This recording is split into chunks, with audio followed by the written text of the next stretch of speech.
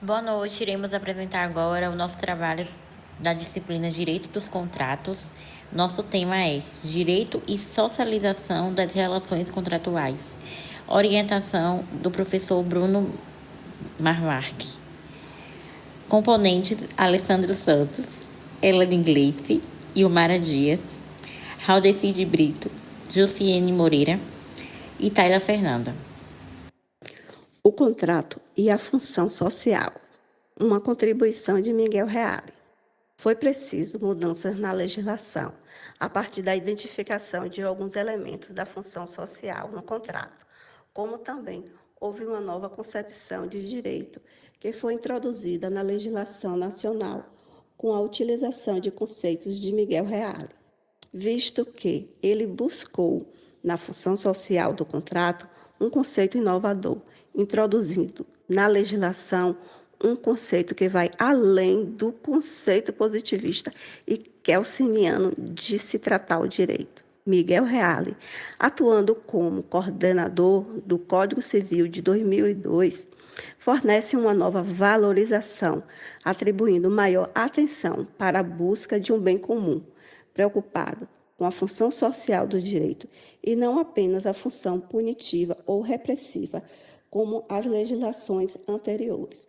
A sociedade tinha se transformado e o Código em vigor de 1916 não atendia às transformações que a sociedade passava, necessitando de uma legislação civil que possibilitasse tratar de relações que não foram previstas no Código de 1916. Boa noite, professor. Boa noite, colegas.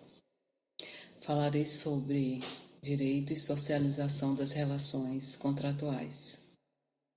Bem, farei uma breve introdução. Então, os contratos, eles foram compreendidos como instrumentos de negociação e interação entre indivíduos, né, que desejam firmar a sua satisfação e seus interesses e necessidades. Os contratos são a base da economia. Portanto, são essenciais para a geração e circulação de riquezas, tornando-se, assim, institutos de inconteste relevância para a dinâmica e desenvolvimento das sociedades, bem como para a sua estabilidade.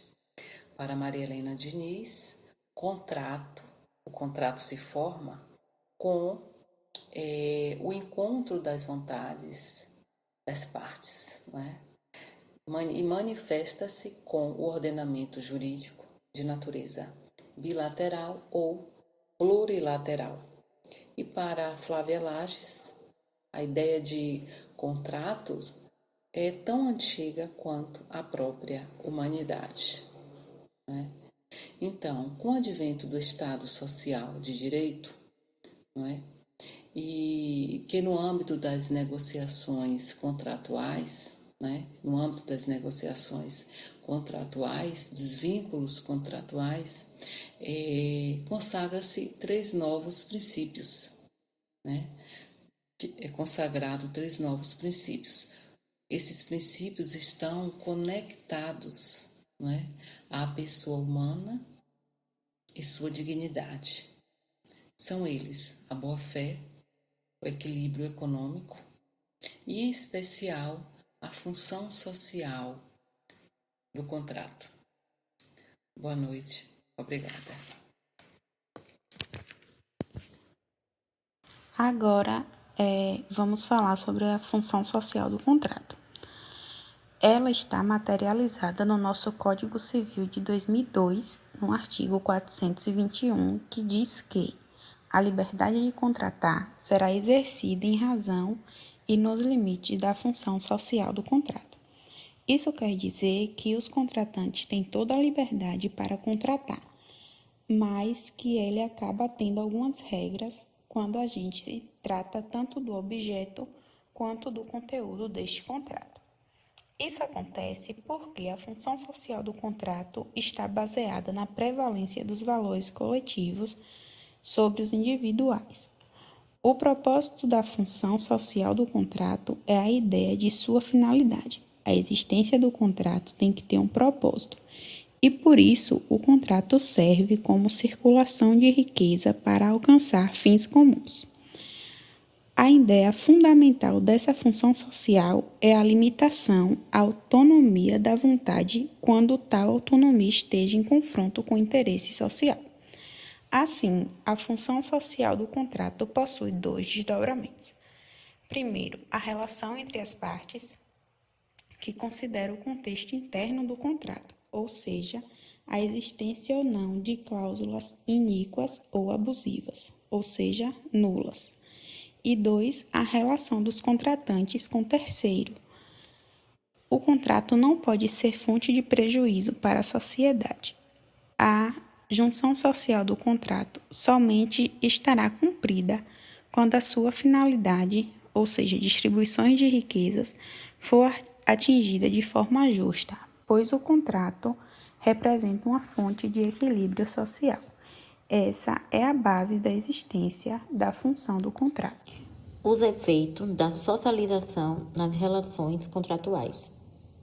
Nesse aspecto, o direito exprime e fortalece a consciência coletiva ao estabelecer normas que servem de guia ou modelo para o povo. Essas normas não nascem da vontade individual, mas partem de uma demanda coletiva. O direito acaba por servir como do da realidade axiológica, sendo um fenômeno verificável a partir do condicionamento do meio e o produto de necessidade complexa que o grupo social apresentou e reconheceu em determinado momento.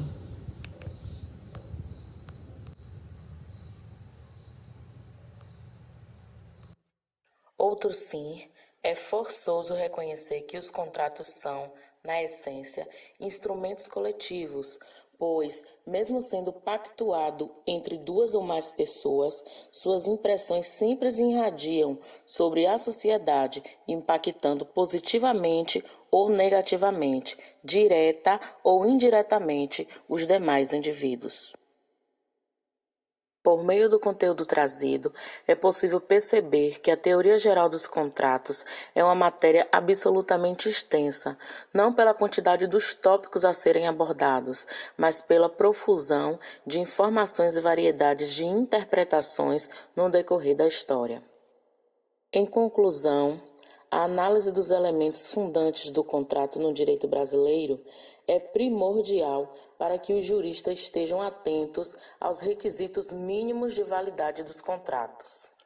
Mais que isso, a profunda compreensão dos princípios contratuais é instrumento de facilitações de eventuais questões suscitadas na interpretação contratual, parte do cotidiano dos advogados.